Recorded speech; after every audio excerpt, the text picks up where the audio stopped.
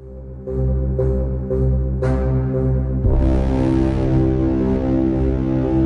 have an unidentified flying object. Researcher on a mission with Dr. J.N. Elias. We have an unidentified flying object.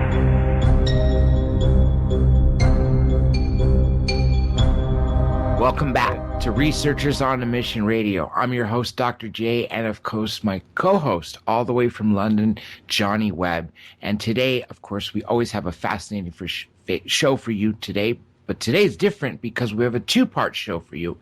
Part 2, you'll be hearing from Timothy Good. But first, we're speaking with witness from the Disclosure Project held by Dr. Stephen Greer, 2001, a military witness, and someone who deeply knows about ufology and the matrix that we're living in and what we're being taught, which is not the truth, obviously. We're being taught going in a totally different direction. Well, I'd rather let Dan, the man, explain it himself, but let's bring on Dan Willis. Mr. Willis, welcome to the show. Dr. J, always a pleasure to be with you. It's a pleasure to have you. Now, let's go back to 2001, because prior to you getting to the Disclosure Project held at the National Press Club by Dr. Greer, you were a witness to something. So tell us what happened and then essentially what brought you there in a nutshell so we don't spend the entire show on that. Oh, well, very briefly, 1969, I was in naval communications and received a secret priority message from a ship that was reporting extraterrestrial craft coming out of the ocean being sent to Chief of Naval Operations. That opened my awareness that the U.S. Navy is aware of the extraterrestrial presence on the oceans. In 2000, I went to a conference and I became aware of what Dr. Greer was doing with gathering together hundreds of witnesses. All this came about from a meeting that he had back in '93 with the CIA director, who was denied access into a request from Clinton, President Clinton, to look into the UFO files. And so military advisors that they needed to get hundreds of witnesses, which they did, over 500 witnesses. And in May 9th of 2001, 21 of those witnesses, of which I was one, were willing to testify under oath before Congress. Each one of us stated that in front of 22 cameras of the major media. This was aired on CNN and all the major networks. Amazing things were disclosed, and that's how I got involved in this whole thing. Well, what have you been doing since? Well, after the press club, I thought I was actually going to be part of a world-changing event, because the things that were disclosed about, an alien base on the other side of the moon, 57 different species already categorized, nukes being shut down, that we had the black scientists within the black projects that can prove we have a solution to get off of nuclear and oil for over 60 years. All this explosive testimony was very carefully, systematically sanitized out by the mainstream media. So, the average listener back there just thought, they want to have President Bush have a congressional hearing on the reality of UFOs, and no idea did the public have of, what the real issues were. So, after being on CNN, CBS sent a special assignment team to do an interview with me exclusively, and I said I was not willing to do this interview unless I could state on the air that we have the scientists that are operating within these black projects that can prove before an open congressional hearing, put it on the desk in front of them and show it operating, that there's technologies that have been hidden for over 60 years that can completely eliminate the energy crisis and the ongoing environmental damage done by these obsolete technologies that we've been enslaved to all these years. They promised up and down. The woman was in tears afterwards, saying, I'm sorry, I know I promised you, but the higher executives maybe cut that part out. And so one of the witnesses that joined me, Daniel Sheehan, is a famous Washington attorney. He shared with me a document showing the 42 CIA NSA operatives that are all in the position of the higher levels of mainstream media, whose job is specifically to, anything comes out like this, any kind of leaks, they sanitize this information out. And so, all this, I'm just a witness. I'm not a historian, UFOologist, or conspiracy theorist or anything. I just happen to be a military witness. So, I was wondering, what is behind all this? Just last year, a company out of Hollywood wanted me to write an article on media control because, coincidentally, I was a broadcast engineer for the most powerful FM station for many years and also an ABC newsman. So, after traveling around the country to the major cities with Dr. Greer, in Colorado, LA, San Francisco, up and down Oregon, everywhere, every single place we went, they made fun of it. In other words, San Diego had dancing alien dolls. San Francisco said, the Disclosure Project's looking to aliens to solve the world's energy problems, and so forth and so on. So without skipping a beat, every single outlet of the major networks were always making, the giggle factor, as they say, on this whole very, very serious subject. So I started to research, and I put together this article for this company, and it was titled, Who Controls the Agreed Upon Reality Through the Mainstream Media and Why They Fear Disclosing the Truth About the Extraterrestrial Reality. So I look back over 100 years and try to piece together based on, because I was already aware of many of the hundreds of witness testimonies. I've seen the classified documents. I've, interacted with the witnesses. I became very aware of what has been hidden. And so based on referencing it to leaked classified documents that have been authenticated and also witness testimonies, I started to do my own research. Now, keep in mind, there's a lot of disinformation out there on the internet that's been purposely placed. So, you have to kind of dig. And so I put it up on www.thewebmatrix.net and see how this whole thing got to be the way it is today and why this rogue group, this cabal, had basically taken our legal constitutional government out of the loop back during the Eisenhower era back in 1954. Even starting back in the 1950s with Allen Dulles as working with OSS and CIA, started Operation Mockingbird with all the relations, with the mainstream media, started to create this matrix of perception that, in other words, they go in and affect not only the mainstream media with their journalists that are non-official covers, for the CIA. In other words, they write stories for the CIA, but the CIA will disavow any knowledge of them if they're ever busted. The education that's been purposely rewritten to hide what actually happened back in World War II by the Rockefeller Foundation. This happened back in 1946. And our entertainment industry that's been with the Hollywood liaisons with the CIA, starting in 1951 with Project Dove, which was basically to alter anything having to do with extraterrestrials, UFOs, the moon, or anything of that nature.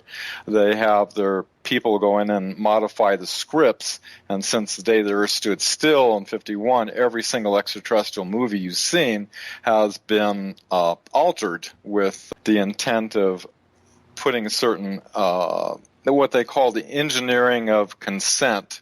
Basically, the CIA works with the Tavistock Institute and thousands of think tanks in order to carefully engineer and craft the perception that, this was back in before the end of the war, the Nazis had what they called a plan called Weltanschauungskrieg, which translates to worldview warfare. In other words, they were planning on infiltrating into the United States, which they effectively did with the help of Allen Dulles, into the CIA and NASA with paperclip, and create this, what they called a matrix of perception, so that they could continue on with their secret breakaway civilization with trillions of dollars being funneled into super advanced technologies while the rest of the world is running on oil and believing we need to go to the moon using rockets and so forth and so on. And so, all of us have been born into this indoctrinated reality that is which is sad because, when you think about how this would change the world, when Eisenhower warned about beware of the misplaced powers and the unwarranted influences within the industrial military complex, he was referring to the Majestic 12 operations that have basically seized control. And he had, Nelson Rockefeller, who funded his campaign, reorganized the whole thing, which basically took our legal constitutional government out of the loop. Kennedy was attempting to gain control again, but, an assassination directive was written up by the Majestic group, what happened with him. So, it's sad, though, Dr. J, because, there's a world that doesn't need oil, doesn't need dangerous Fukushima kind of nuclear power plants leaking. We don't even need roads. There's anti-gravity.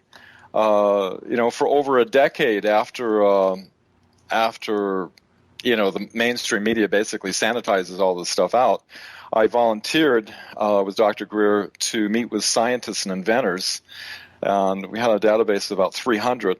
And I, traveled all over the world, down the Dominican Republic. This one inventor had an energy device, and CI guys were there before us and told him, "This works, you're dead." And so, I've seen things work, and I've seen horrible things happen with people. I've heard one horror story after another. A lot of the scientists have had their laboratories cleaned out, but most of them received what's called a national security order. National security order is basically a gag order that whatever invention you come up with that has a solution to like a free energy or anti-gravity or anything along that line, there appears to be what was released recently, the secret program that's in the U.S. Patent Office that's called the Sensitive Application Warning System. And what that does is any inventor that comes up with a solution, it's like an automatic through the national security apparatus, gets issued one of these national security orders. I put one up on the website so people can see what they look like. Basically, they say because your invention has a possible detriment to the national security, everybody who you've shared this invention with, we need to know about, and you cannot say this, you cannot talk about it, you cannot do anything. And so far, over 5,100 solutions that could get us off of oil, nuclear and coal and other obsolete, dangerous technologies have been suppressed in this manner.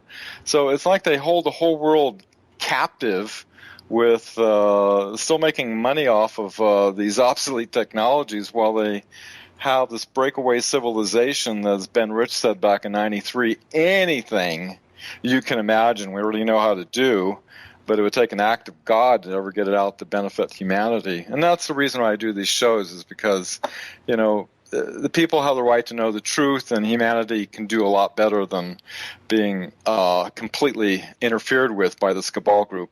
Well, this cabal group, as you mentioned, using obsolete technologies. For instance, what we've seen so much transformation. We've gotten through the iPhone, we have regular cell phone, to phones with cameras in there and calculators, to now full iPhones where you're playing with different apps, which would have been completely crazy 50 years ago. And yet the cars we drive, we're still using 150-year-old technology, internal combustion. And if you want to talk about burning chemicals to create thrust, you can go back 1,000 years plus to China, ancient China, yet we're still using this. Aside from the price tag, the fact that they can't charge us, do you think that's the only reason, or is there another reason you think that the cabal is hiding this from us? I think they have more money than they know what to do with, through their unacknowledged sources, that they funnel into these unacknowledged special access projects. Unacknowledged means that it doesn't matter, as we have proof of 2 presidential administrations were denied access. The whole disclosure project happened because a CIA director was denied access. Ever since Eisenhower, they basically insulated themselves from any kind of overview by Congress or any authority of the president. They have completely insulated themselves in what Richard Dolan terms as a breakaway civilization, which is a pretty accurate term. And they have advanced technologies across the board, a secret space program. We haven't even needed roads. We don't need, we could retrofit all these dangerous nuclear power plants with 0-point energy systems that, we could, repopulate areas that you can't even live in because of the cost of energy in order to desalinate water.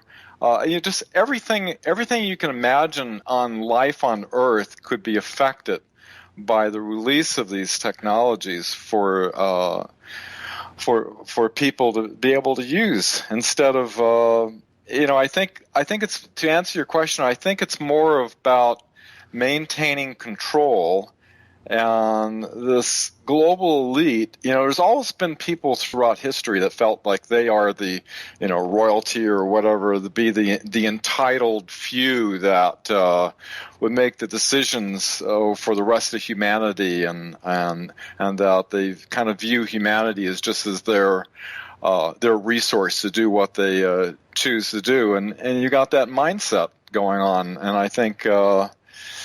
A lot of people think it's a bit psychopathic, some of this stuff, but, they get into positions of power, and, you have to wonder about the coincidences of all the secret societies that Kennedy warned about that have infiltrated, and all the people who are like high-level 33rd degree Freemasons, and and the secret societies were kind of like a chain of command pyramidal structure. In other words, the higher levels give orders to the lower levels, and the lower levels don't know what's going on, but at the higher levels, it's like an inner circle. They know what's going on. But anyway, I won't go into all that. But there seems to be definitely an orchestrated and there seems to be factions within this group, that, you hear the names Rothschilds, Rockefellers, Morgans, the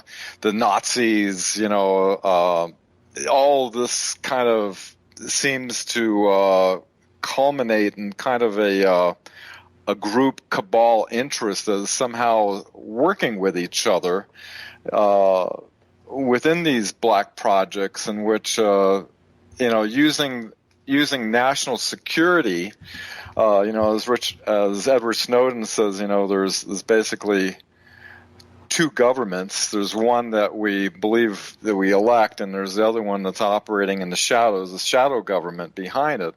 And this happened back in the even back in the end of World War II, where there was 2 CIAs. One was, hunting down Nazis, and the other one was recruiting them. And so it seems like there was an effort for the cabal to slip in, and initially it seems like secret societies gave them the perfect cover, in order to do their operations that they planned.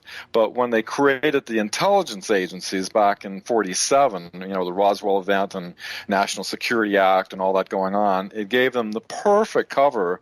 Now nobody can look into what they're doing, but they have they bring in trillions of dollars, in their black budget, but they can do anything and basically say, well, you don't have a need to know, and it's for the good of national security. So that's the situation we have today. Go ahead, Johnny. Yeah, I was going to say, good evening to you, Dan. It's John in London. To answer that last question, I think corporations and private interests seem to be the real sort of secret government rather than our own governments that we elect. And I think we need to delve more into that sort of background of things. Where was the ship that you worked on or was on in the ocean when the UFOs were playing a role in the situation? That was back in 1969, I believe you said. Was that part of anything to do with the Ananaban, which was the German program that was going on from sort of 46, 47. I was working at the Naval Communications Station in San Francisco, Rough and Ready Island. It was the busiest communication facility on the planet. It was a USNS ship, which is basically owned by the Navy. It's like a supply ship, for the Navy. And it was off the coast of Alaska. And, I was a high-speed code operator. It was like primitive communications back then when the atmospheric conditions didn't allow regular teletype signal to come in. They had to do Morse code, and so I was a certified high-speed code operator taking the message. But, I want to say your earlier comment is absolutely right. It went into the private hands of the corporations were reverse engineering this stuff, as, Colonel Corso testified. I have a little short audio clip on General Lovekin, who was on Eisenhower's staff, that talked about what happened going into the hands of the corporations, if I can play that. Absolutely. Let's hear it. But what happened was Eisenhower got sold out. I think that he realized that all of a sudden this matter is going into the control of corporations. He realized that he was losing control. He realized that the phenomenon of whatever it was that we were faced with was not going to be in the best hands, and that those were as far as I can remember, that was the expression that was used. It's not going to be in the best hands. And it isn't. He's absolutely right. It is not in the best hands. I actually have this question, and I want to see it's actually more of a, I don't want to say belief, but what I'm starting to lean towards. 50, 60, 70 years ago, crash and retrievals went to the military hands, Wright-Patterson or the Nevada test site known as Area 51. But I'm wondering now if they're all in corporate hands, which is why we'll never get them out. What do you think?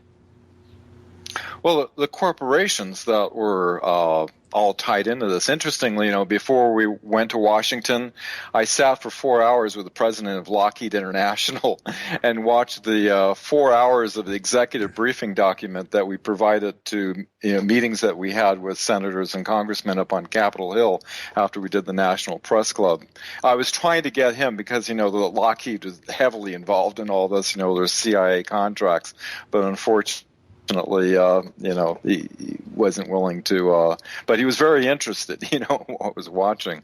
But, the corporations, are owned by some of the wealthiest people in the world, as you know, and, even back before the end of the war, the Nazis had a huge amount of money, and Martin Bormann, with his help of his inside contacts within the United States, they purchased over 750 corporations. So you have to wonder how many of those corporations were involved in the actual reverse engineering, Raytheon, Lockheed, Science Applications International, all the different corporations, which, Eisenhower was pissed, because he let Rockefeller restructure the whole operation, which puts Allen Dulles as MJ1. And then in 55, they set up, Area 51 to do their operations with the alien stuff over at S4. And, we had a witness came out in 2005 that Dolan interviewed that he was going in there and threatened to invade Area 51 with the military out of Colorado if they didn't share their activities or what they're doing.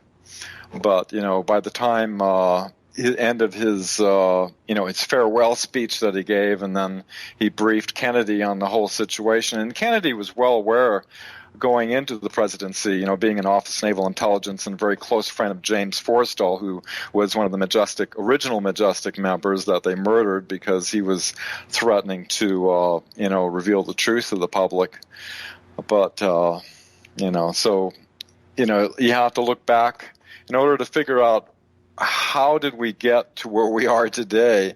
Almost you have to look back through history and kind of trace it through all the little leaked documents and whistleblowers. Some people think that the ETs are there to help us. Others think that the ETs are controlling the government and running the secrecy, and because apparently someone else recently said, Jim Mars, not too long ago when we spoke to him, said that there's supposed to be this universal understanding that to not interfere with the species evolution. What do you think of who's really in charge? Who do this cabal answer to? Are they in cahoots with ETs? I don't know. I try to base everything that I know, based on authenticated leaked documents or whistleblower testimonies. I mean, for 500 witnesses, they all be making this stuff up, is pretty non-real, So I would say, there appears to be a lot of leaks that says there's joint alien military operations going on. One of the witnesses, Clifford Stone, said when he got out in 1989 that they already categorized 57 different species. So you have a lot of different agendas. I would say that the fact that we're having this conversation means that they didn't all want to act like they do in Hollywood, come down and blast us and Independence Day and all of that. I would say that's more of a psyops thing they want to put into the subconscious of everybody, to use fear of the extraterrestrial reality. But you hear of programmed life forms. The technologies that they have hidden away, they've kept us so retarded, from the advancements in sciences that have been going on in the black world, that somebody looking into it, it actually does keep its own best secrecy, because when you get into the truth about it all, it becomes so bizarre that you try to explain it to somebody and they think, oh, yeah, right, Dan, it's John in London again. Do you think it has anything to do with the occult, which is almost like a taboo? So when people go to talk about who's really controlling it, it's so taboo that people don't really want to go there. And also I think about with what you've talked about this evening, about how we think our generals and our armies are in control. But the language that we hear today isn't about sort of army, it's about space command. And I think of Jack Parsons and his occult influence on Jet Propulsion Labs, and also the influence of the rocket engine, where he designed the rocket, and the actual infrastructure of this solid booster system was based on a pentagram system as well.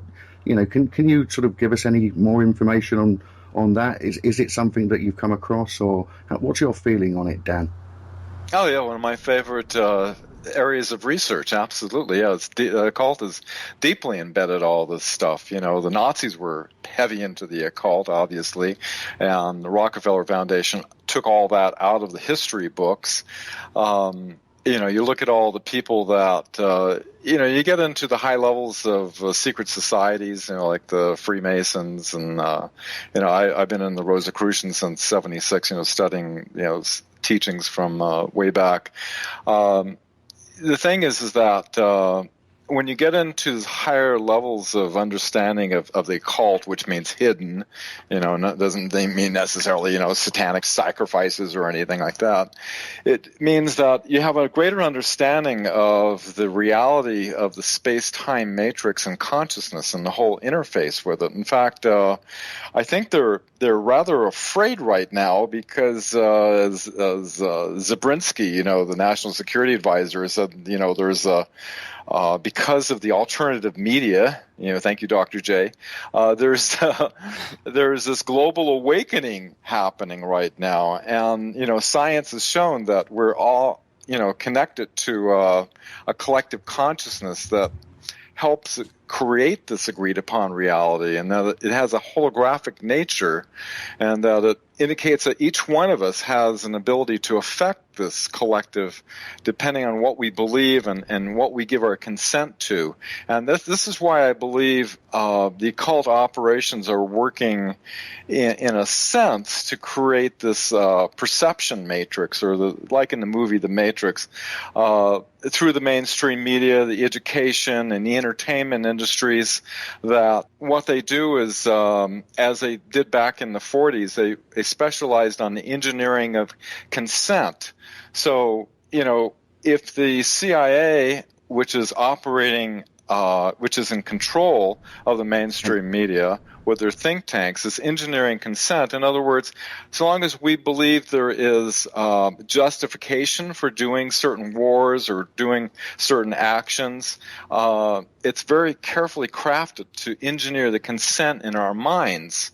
And I believe that if we take away that consent, where we no longer, and we actually mentally say, no, I don't give my consent to this, and you see a pharmaceutical commercial, you say, oh, that's bull, oh yeah, but when you see things that you know are wrong and you give it consent, you're actually participating in the false reality matrix, you could say. But other people are saying that, that if anything, the military are working with subliminals and this new technology of, literally like how we used to be influenced by the television. A few seconds, you're sort of zoned into it and it sort of grabs you, and advertising use it, all day long. But the military now are literally using subliminal, so they're not working with the conscious mind, they're now working with the subconscious mind, and their intention is to try and win us over. So just like a politician will tell you he wants to win your hearts and your minds, I think it's the same thing. Can you enlighten us on any of that sort of understanding? Well, there's what do they call it? I think it's spread spectrum or something. It's a way with the new high-definition televisions. They used this stuff back in the 90s where, the conscious mind, it looks at something and it says, oh, no, that's not right. No, I don't agree with that, or this and that. But the subconscious mind, it accepts everything. And so long as you can slip everything into the subconscious mind, I mean, look at Hollywood. Look at the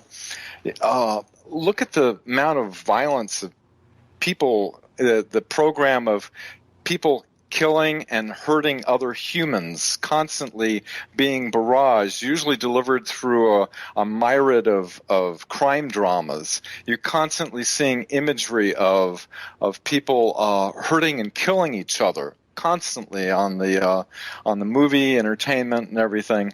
All of this is, I believe, orchestrated in a way that was like a divide and conquer. Yeah, and early sexual stimulation they found, makes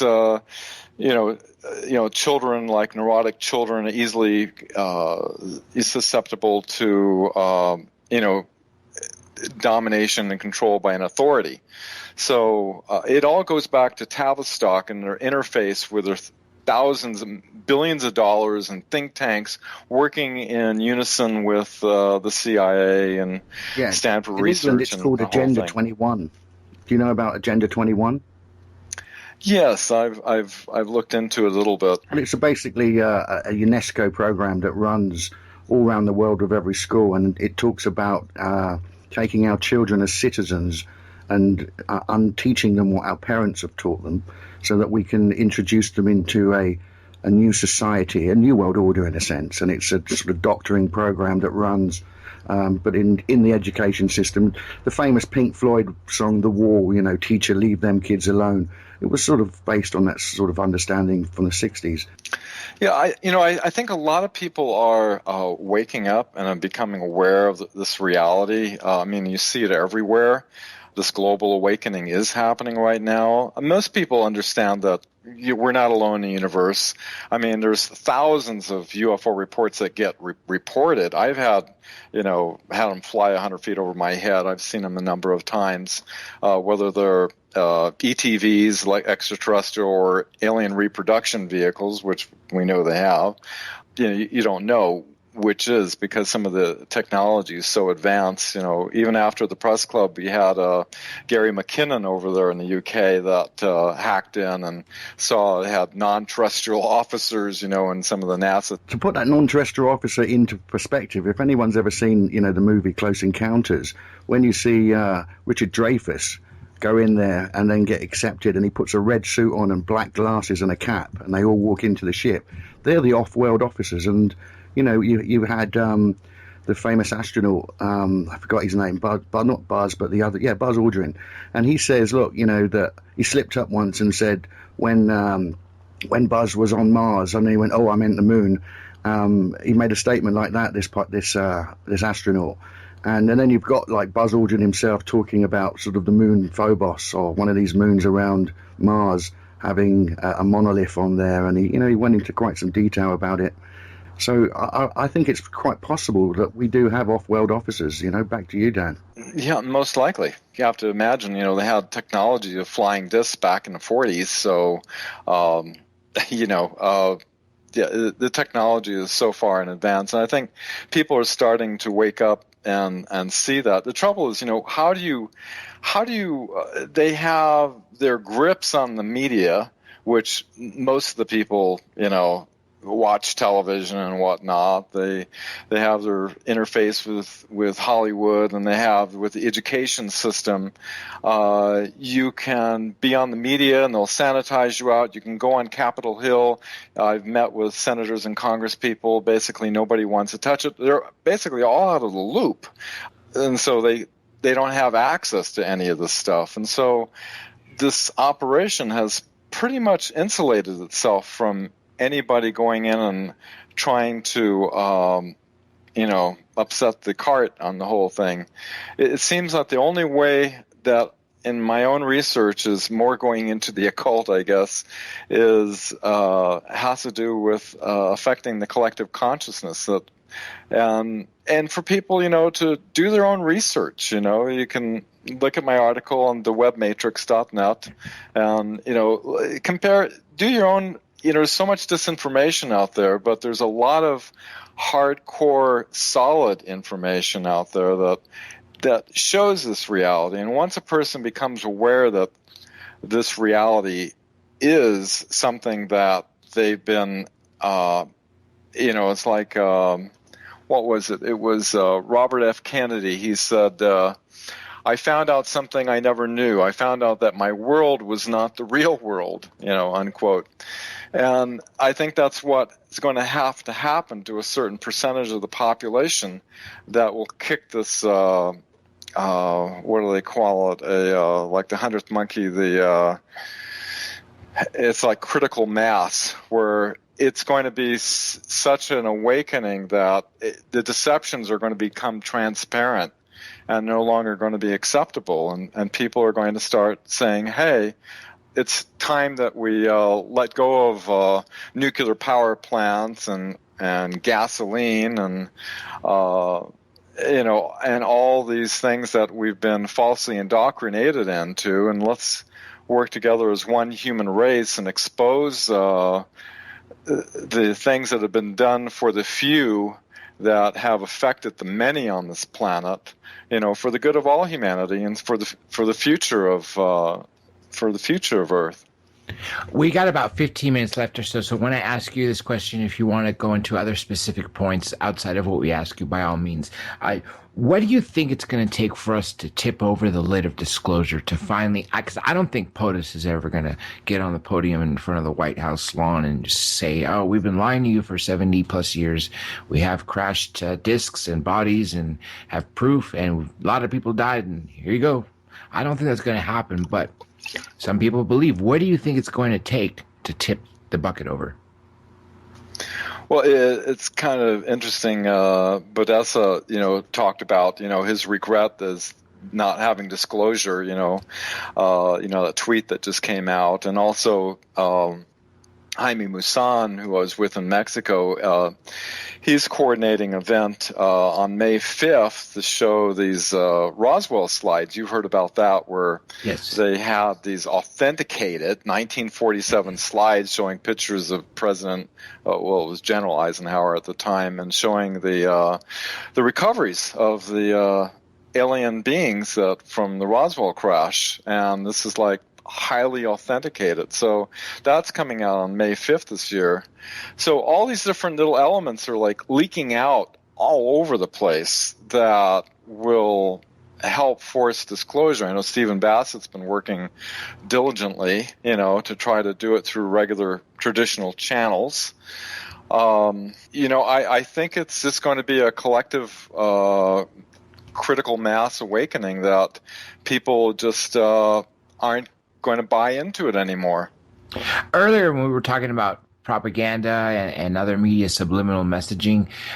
The way the National Press Club, the Disclosure Project, happened in 2001, that wasn't the way it was portrayed to the media, right? You've shown in the past 2 different ways they've reported on it.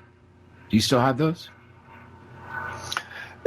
Yeah. Let's say, well, here we're talking about, alien base on the other side of the moon, 57 speeds and all that stuff. Here's if you want to hear it, it's about a minute and a half on the CNN report. Sure. Okay, here's CNN, and notice it's very carefully articulated to make it sound as though we're wanting to have a congressional reality on, is there life on other planets and are UFOs are real? Here we go. Life on other planets? Some former military and government personnel say they have proof there is. Elaine Quijano explains. We've seen the photographs and heard the stories of what some say is evidence of UFOs. Now a group of scientists, former Air Force and FAA officials, is lending its voice to the argument that we are not alone. Dr. Stephen Greer heads up the Disclosure Project, a group that compiles information from people who say they've encountered extraterrestrial forms of life. We can establish through this testimony that these objects of extraterrestrial origin have been tracked on radar going thousands of miles per hour, stopping and making right-hand turns. Since 1993, Dr. Greer says he has videotaped testimony from more than 100 people about what they say are close encounters. People like retired Navy Commander pilot Graham Bethune, who believes he saw a UFO 50 years ago while flying to Newfoundland. Then it appeared over to the right and moved out slowly and flew with us. It was still not at our altitude, but we could see the shape of it. It had a dome. In addition, the Disclosure Project says it has documents supporting its case, including FAA records and CIA memos. What do members plan to do with their information? They hope Congress and President Bush take notice. They want to see congressional hearings into the matter, despite criticism from skeptics. Those that don't want to believe you will never believe you anyway, so it doesn't matter. It doesn't change the truth. A spokesperson for the Senate Science, Technology, and Space Committee says no congressional hearings are planned right now. Elaine Quijano, CNN. CNN, very careful. CNN's like a flagship of media companies. They very carefully crafted this. So the average person listening to news says, oh, wow, they want to have a congressional hearing on the reality of UFOs. That's the perception you get, right? But that's not the truth. That's not the truth, because what they do is they very carefully chose certain kind of words and certain kind of things that it was saying, and went through the first hour, by the way, which was jammed by the NSA. It was the biggest event in the National Press Club for 20 years. We had 250,000 people logged on. They couldn't hear what was being said. And so this is just an example of they looked through the whole speech, because there was explosive stuff about CIA directors being denied access and, reverse engineering this technologies and everything. And so they had to go through the entire speech and pick out one little sentence where he says these objects of extraterrestrial origin have been tracked on radar going thousands of miles per hour, stopping and making right-hand turns. Watch what he says immediately after saying right-hand turns. We can establish through this testimony that these objects of extraterrestrial origin have been tracked on radar going thousands of miles per hour, stopping and making right-hand turns, that they use anti-gravity propulsion systems, which we have already figured out how they work in classified projects in the United States, Great Britain, and elsewhere, that these objects have landed on terra firma, at times have been disabled, and have been retrieved specifically by teams within the United States, that extraterrestrial life forms have been retrieved and their vehicles have been taken and studied thoroughly for at least 50 years. We can prove through the testimony and documents that we will be presenting that this subject has been hidden from members of Congress and at least 2 presidential administrations, and that the Constitution of the United States has been subverted by the growing power of these classified projects, and that this is a danger to the national security. They were cherry picking. They were cherry picking what they wanted the audience to hear. The CNN. Yeah, it's carefully engineered. Yeah, Yes. absolutely. The perception is very carefully engineered so that the people have no idea of what, these witnesses, each willing to break their national security oath, each willing to testify, each one stated after their testimony that we are willing to testify under oath before Congress of what we're saying is true. And the explosive testimonies that were for example, John Callahan, she says, despite the criticism of skeptics, and he says those who want to believe you don't want to believe you. They don't say anything about the CIA swearing him to secrecy and confiscating all the information that he had, but he fortunately had backups and brought it with him. So it's and very wasn't he the head of the FAA? He was the chief of the FAA, and he had this report on his table and was told that he couldn't use it. But it's amazing because these people are very, very credible people, and it's very disturbing to think that media can mix words and downplay, the importance and the realities of these things. So yeah, it's dangerous stuff. Yeah, I've had so many experiences with the media, firsthand, and being an ex-ABC newsman, not that I'm been a big TV anchorman or anything like that, but I just paid attention. I paid attention to how they interviewed, what was said, and then what comes out on the air afterward. I have one example. I was unfortunately unable to get any other examples, but this is about 1 minute long. This is just an example of one TV station's coverage when we're up in Portland, Oregon, if I may play it. Sure. Forum on alternative energy tonight is out of this world, really. The Disclosure Project is a nonprofit research effort that identifies top secret military and government witnesses to UFO and extraterrestrial events. Project members say the government is hiding information about energy sources derived from UFOs, technology that they say could help us here on Earth. This is an enormous issue where technologies have been illegally sequestered from the public that could completely solve the environmental problems as well as get us off of fossil fuels. He says these technologies include anti-gravity propulsion systems, zero-point and over-unity energy. Lots of people showed up for that forum. Kurt. Blazer fans, your long wait between playoff games is almost over. They finally tip off Game 2 tomorrow night. Trend that might work in Portland's favor, huh? I'm doing Kurt's thing. Yeah, give me something, please. I'm dying out here. UFOs and energy. Let's get to the big story. Let's go to Shaq. He's an extraterrestrial. There you go. No kidding. He can solve the world's power problems. That's right. All right. This is called the giggle factor, and basically it works to keep it because people have been indoctrinated from this false reality that when you start to hear about, extraterrestrial zero-point energy and all this stuff like that, it's so far that it evokes this nervous laughter because it's so far removed from the indoctrinated reality. And so this is what you get. Every single network that we every major city that we traveled across the entire whole United States on a grassroots movement, since the mainstream media wasn't covering it, even the network affiliates make fun of it. So it's an orchestrated effort. And we even were told, like in San Francisco, we found out they were told to make fun of it. So it's very, very well, they keep a lid on it. We got a little under 5 minutes left. We could continue to talk about the ridicule factor unless there's any other points you wanted to drive home to the audience. The giggle factor you're talking, Dr. J? Yeah, because the CIA apparently they've made that a point.